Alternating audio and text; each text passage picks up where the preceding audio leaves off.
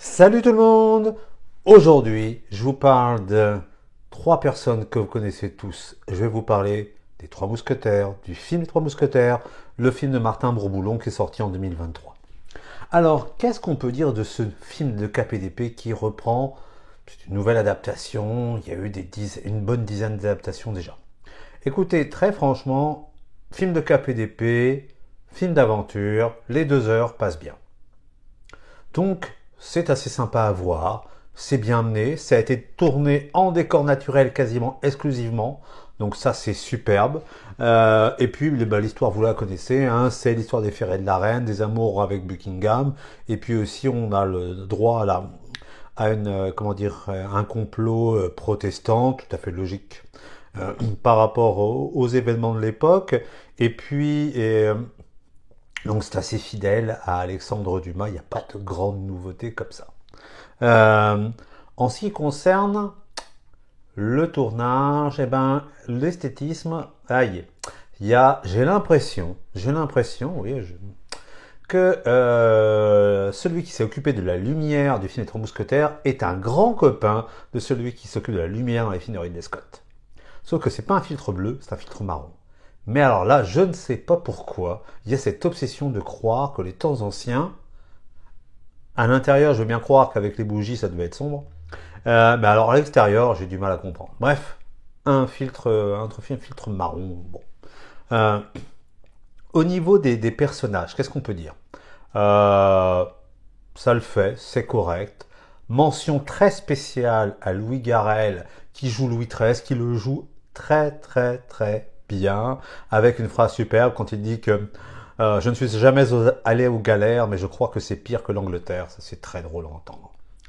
Par contre, Eric Ruff, Richelieu, c'est assez falot. Constance Bonacieux, Lida Coudry, c'est fade. Par contre, et puis là, on verra, j'en parlerai juste après.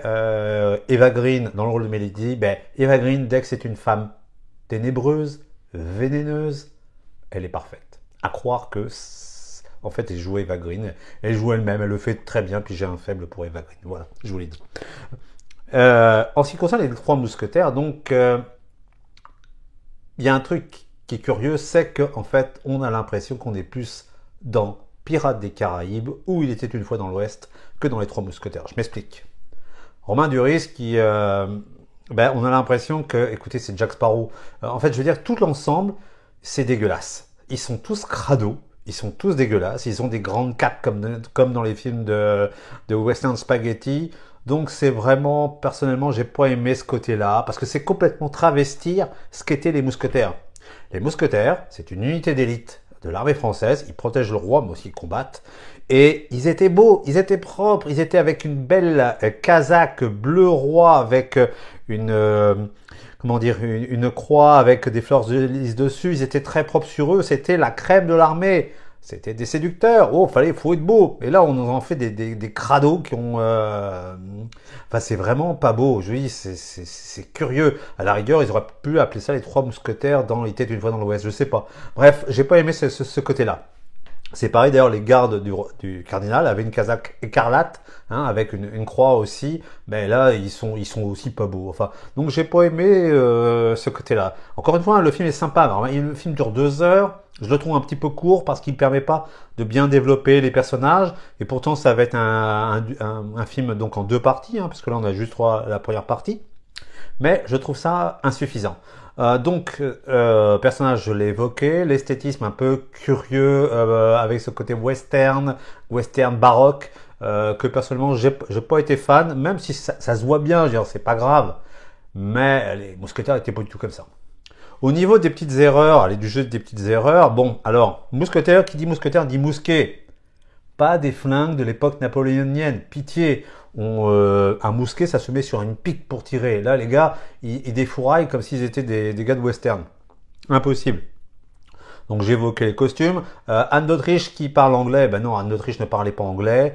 Elle avait un fort accent espagnol et en plus l'actrice qui est Vicky Krieps, qui je crois qu'est d'origine luxembourgeoise, donc ça lui donne un accent, mais en fait c'est un accent espagnol qu'avait Anne d'Autriche. Donc c'est assez curieux. Alors il y a un personnage qui porte des lunettes avec des branches. Bon, à l'époque ça n'existe pas.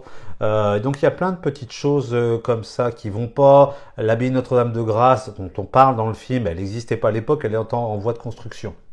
Donc il y a plein de petites choses qui vont pas. Ça n'empêche pas le film d'être sympa à voir. Franchement, il est sympa, les 2 heures passent bien, c'est un bon film de cap et d'épée d'aventure. Les combats sont bien réglés, caméra à l'épaule. Par contre, c'est sûr que ça va peut-être un peu trop vite.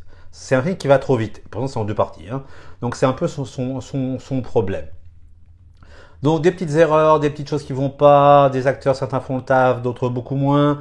Je pense que c'est un film sympa à voir un dimanche après-midi où il pleut. C'est pas un chef-d'œuvre, ça restera pas à l'histoire, mais c'est un bon film de cap et d'épée.